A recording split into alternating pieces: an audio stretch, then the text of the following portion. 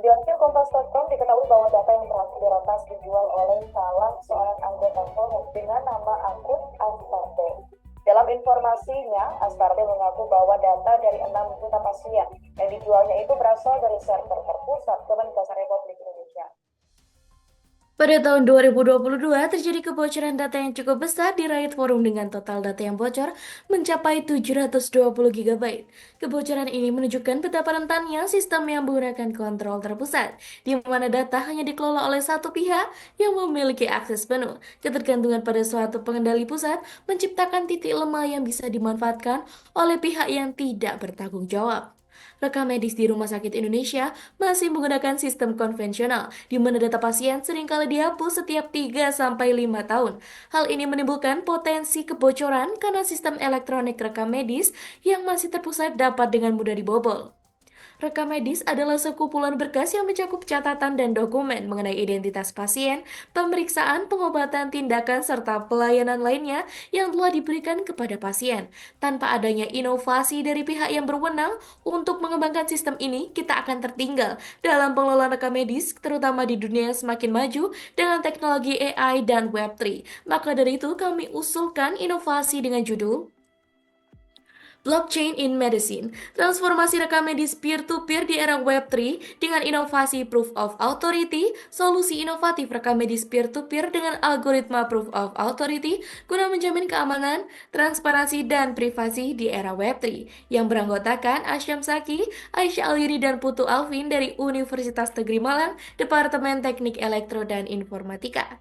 Peer-to-peer adalah model jaringan tepat setiap pengguna memiliki kedudukan yang sama serta dapat bertukar data secara langsung tanpa pengendali pusat.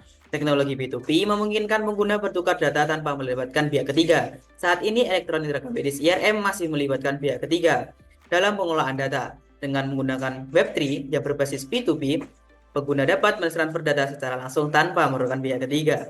Blockchain adalah teknologi desentralisasi yang memberikan proporsi nilai unik 3 fitur utama. Integritas data terjamin, kode hash unik, dan sifat data yang tidak dapat dirubah. Struktur blockchain memastikan bahwa data tidak dapat dimanipulasi tanpa terdeteksi. Karena sistem ini terdiri dari blok-blok rantai yang saling terhubung sehingga disebut dengan blockchain, yang berarti rantai blok. Jurnal yang ditemukan dari Estonia, salah satu negara di Eropa, membahas sistem berbasis blockchain yang dikenal sebagai Guardtime. Dalam jurnal tersebut dijelaskan bahwa rekam medis di Estonia dikelola menggunakan algoritma yang mereka kembangkan sendiri. Namun penerapan sistem ini memiliki keterbatasan karena hanya diterapkan pada satu subjek, yaitu data sebesar 200 juta dari salah satu rumah sakit setempat.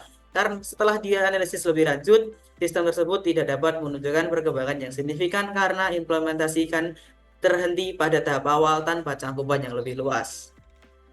Keunikan implementasi blockchain dengan algoritma Proof of Authority dalam skema ini, rumah sakit berperan sebagai validator utama, di mana tenaga medis atau dokter bertindak sebagai pihak yang berwenang dalam proses penginputan data.